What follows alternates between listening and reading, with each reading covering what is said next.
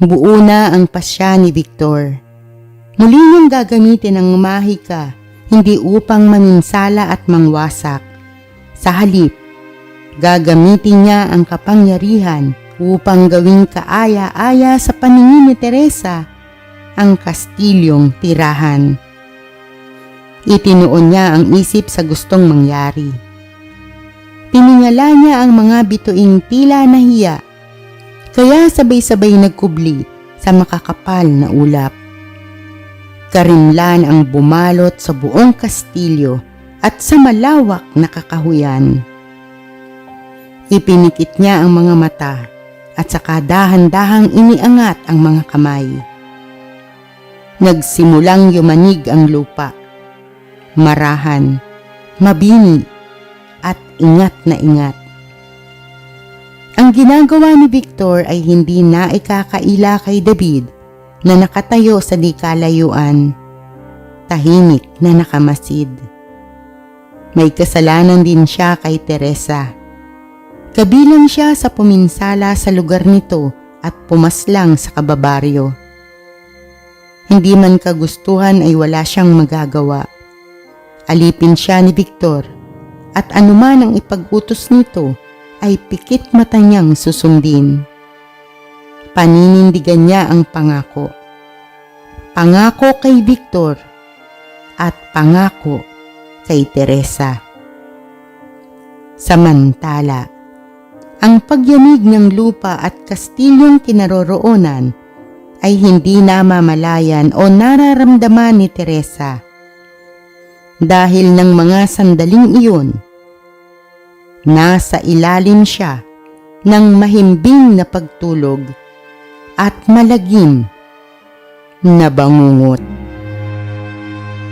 Nagkakagulo sa buong paligid. Ilang ulit niyang tinangkang iligtas ang sarili. Patuloy siya sa pagtakbo, palayo sa mga halimaw na humahabol sa kanya.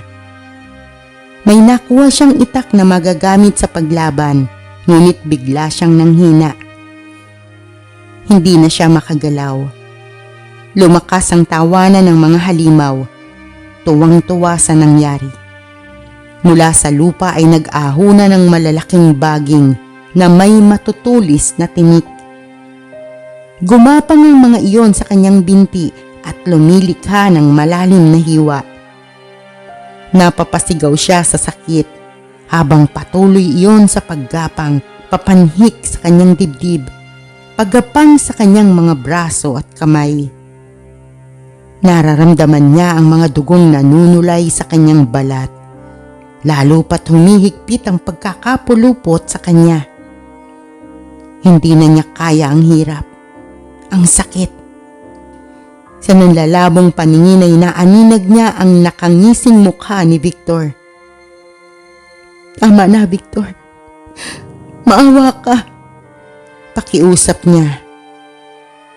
Ngunit lumapad lang ang ngiti nito. Lumabas ang matutulis na pangil.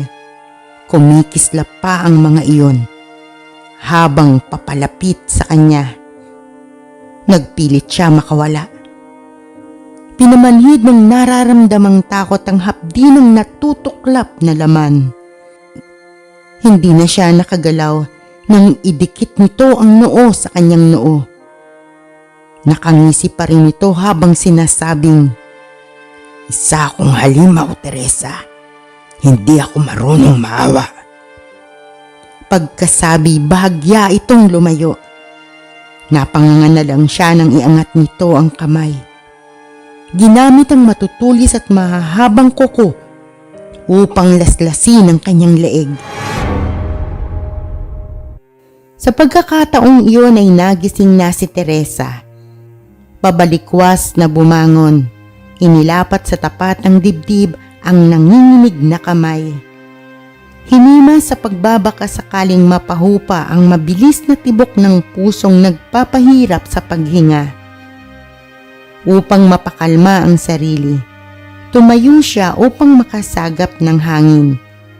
Ngunit, kamuntik na siyang matumba, kaya napabalik siya sa pag-upo sa kama. Bagaman panaginip lang, Ang takot ay ramdam na ramdam niya pa rin. Parang totoong totoo. Naipaling niya sa katabi ang paningin. Wala na si Victor. Ang naroon sa ibabaw ay ilang piraso ng mga bulaklak. Bahagyang gumaan ang pakiramdam niya. Otomatiko siyang napalapit. Kinuha ang mga rosas at inilapit sa ilong. Hawak ang mga bulaklak na patuloy na sinasamyo.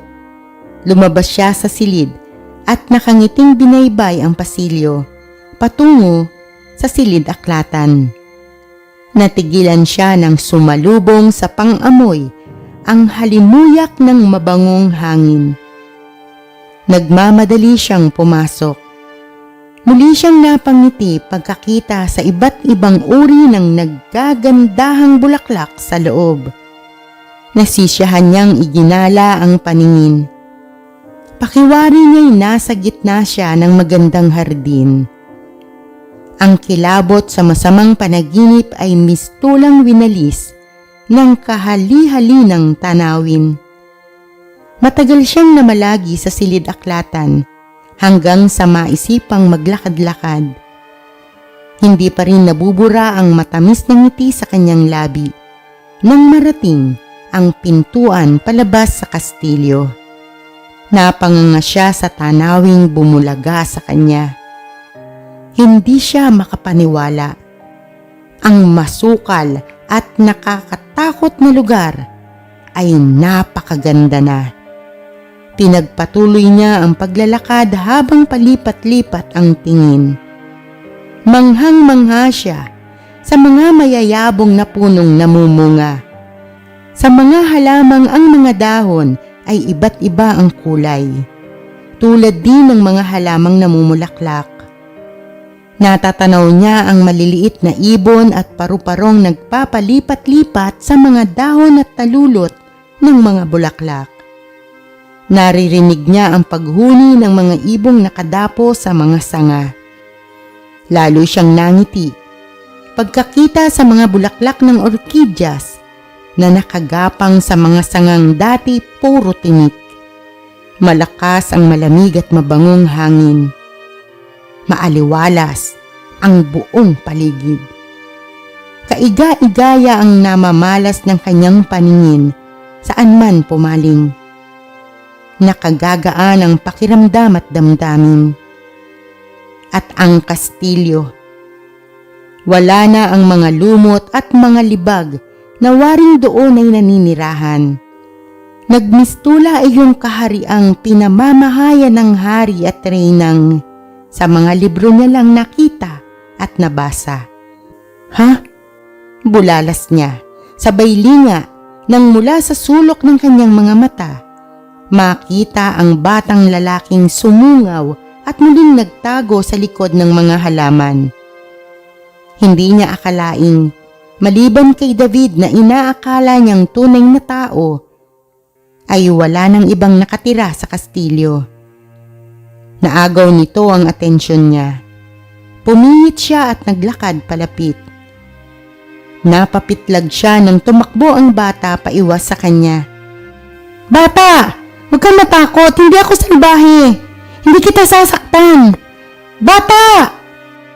Sigaw niya habang humahabol. Lalo namang nagmadali ang bata sa pagtakbo. Napangiti siya nang huminto ito.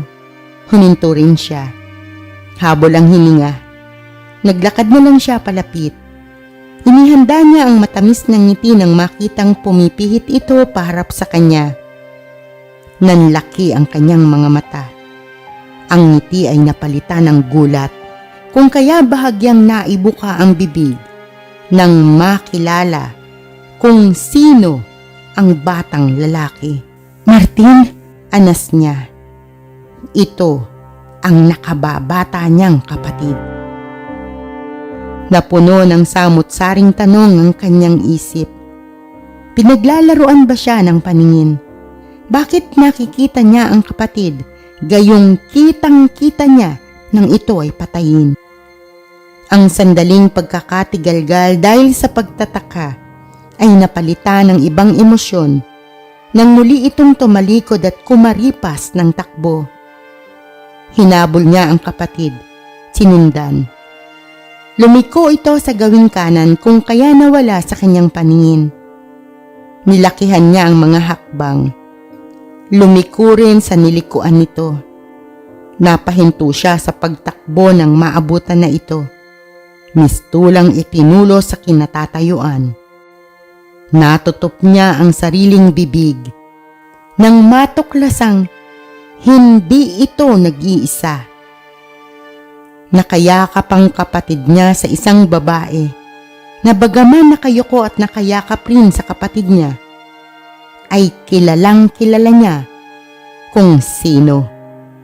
Inay, sambit niya sa garalgal na tinig.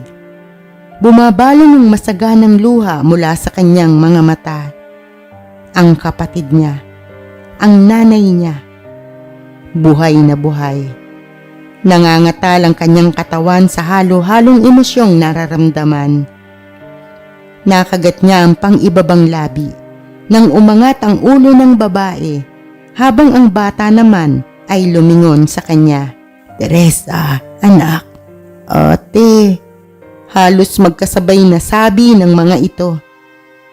Nang hihina siyang napaluhod sa kinatatayuan. Nakangiti habang patuloy pa rin sa pag-iyak. Umaapaw sa dibdib niya ang kaligayahan. Ang pananabik sa mga ito ay halos pumugto sa hininga. Inilang hakbang lang ng mga ito ang pagitan nila. Niyakap siya. Sabik na ring niyakap ang mga ito. Halos ayaw bitiwan. Marami siyang gustong sabihin. Maraming gustong itanong, ngunit hindi niya naisatinig. Kung panaginip pa rin ang nangyayari sa kanya, ang pagkakataong makasama ang mga ito ay ayaw niyang masayang lang. Kung maaari nga'y, ayaw na niyang magising pa. Iginala niya ang paningin. Nagbaka sakaling makita rin ang ama. Bagaman nabigo sa inaasam, masaya na rin siya. Inisip na lang na baka sa ibang araw, makakasama rin nila ito. Tila nakasambot ng lakas mula sa bisig ng ina at kapatid. Masigla siyang tumayo at niyaya ang mga ito sa loob ng kastilyo. Yayat ang pisngi ng ina at kapatid. Naisip niyang marahil ay gutom kung kaya matamlay at nanghihina kung kumilos. Lumawak ang pagkakangiti niya. Makakasalo na niya uli sa pagkain ang kanyang ina at kapatid. Nasa loob pa kaya ng panaginip si Teresa? Muli niyo po akong samahan sa susunod na kabanata. Maraming salamat po sa inyong lahat. To God be the glory. Bye!